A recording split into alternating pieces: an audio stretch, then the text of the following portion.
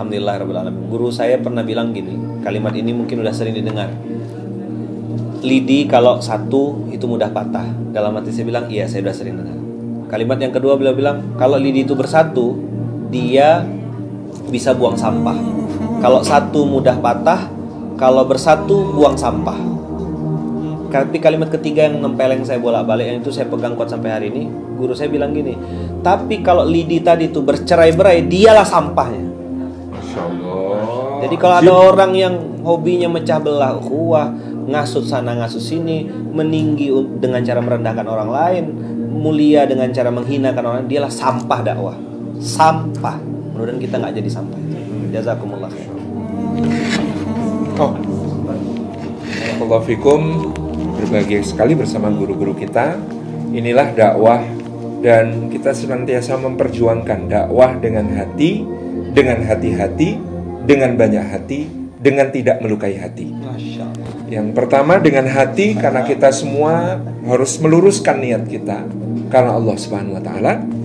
Yang kedua dengan hati-hati, karena memang ada fikih dakwah yang harus senantiasa kita pelajari di dalam melaksanakan program-program dakwah.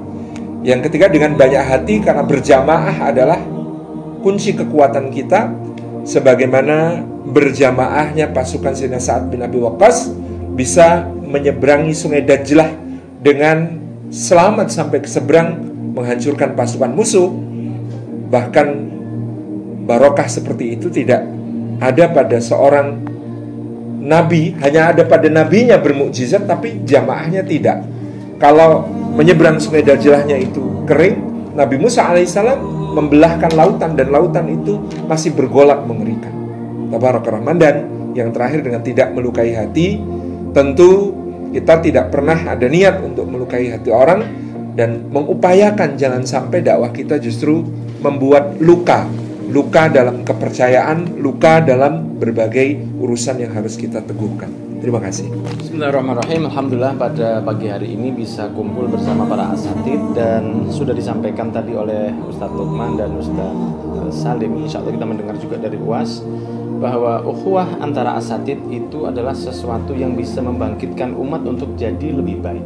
Ya, seperti disampaikan, perang yang dilakukan oleh sahabat Sa'ad bin Abi Waqqas itu juga pernah terjadi waktu perang di zaman Sayyidina Umar bin Khattab, ketika mengutus pasukan dan ternyata mereka kalah di sana, susah untuk mengalahkan musuh, dan ternyata di sana tanya ke Sayyidina Umar, dijawab, jangan-jangan ada sunnah Rasul yang belum kalian lakukan. Ya, ternyata mereka baru ingat mereka belum bawa siwak. Ya, ini akan kita Indonesiakan nanti insya Allah. Ya, dan saya tanya Ustadz, mungkin kalau Ustadz tidak ada yang bawa, ini saya bawakan sekarang. Masya Allah. Karena setelah mereka menggunakan siwak saat itu, mereka menggigit siwak itu, si musuh melihat bahwa orang Islam ternyata makannya makan kayu yang siap untuk menghancurkan lawang. Ini diantara sunnah yang saya harap kita akan membumikan siwak dan asatid. Ya, ini tidak pernah ditinggal oleh Rasul SAW. Dan kita nanti semoga bisa tidak hanya membersihkan gigi kita, tapi hati kita, khususnya para asatid, ukhuwah, hati bersih untuk umat yang lebih baik. Barakallahu fiik. Bismillahirrahmanirrahim. Assalamualaikum warahmatullahi wabarakatuh. Tidak ada manusia yang sempurna. Ada ruang-ruang kosong, kata-kata yang begitu indah tersusun dalam bentuk ucapan lisan maupun tulisan yang begitu apik tentang sejarah bangsa. Itu dimiliki oleh Ustadz Salim.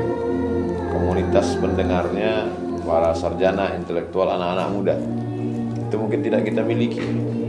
Ada Habib Muhammad bin Anis, zuriat Rasulullah SAW. Banyak hati tersentuh dengan beliau. Banyak orang berhijrah melalui lisan beliau. Itu mungkin juga tidak kita miliki, tak dimiliki semua. Ustadz Luqmanul Hakim, lembut hatinya, menetes air matanya tentang anak yatim, fakir, miskin, dan duafa. Lalu kemudian